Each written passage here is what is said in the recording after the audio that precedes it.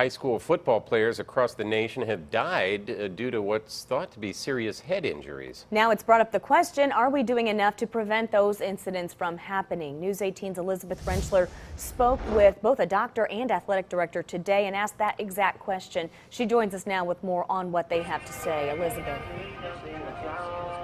Well, both agree there's not much we can do to prevent serious brain injuries or concussions from happening, but both also admit there's more we can do as a community to help make sure our student athletes are the safest they can be on the playing field.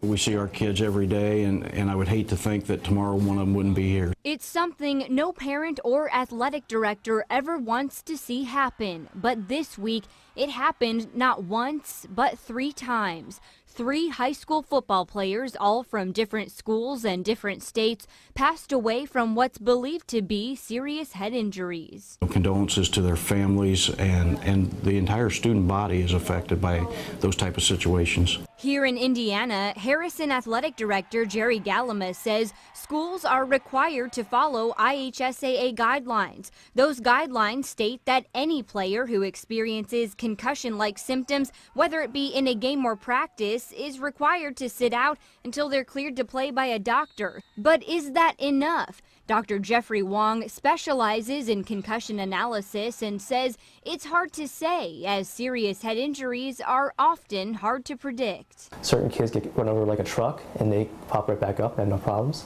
And some have a seemingly glancing blow and they have really bad symptoms. So there's no, at least right now, there's no set number of force that we think causes a concussion versus not causing a concussion.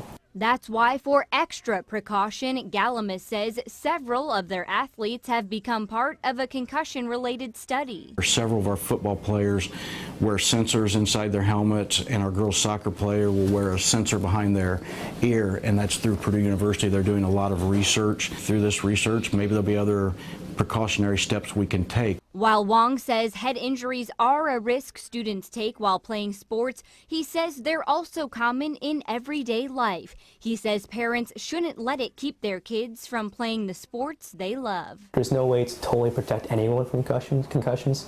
They can fall down the steps at home and have a concussion. They can bang their head into a refrigerator at home and have a concussion. I've seen all those things. So we shouldn't be afraid of sports because there's lots of good things that come out of sports.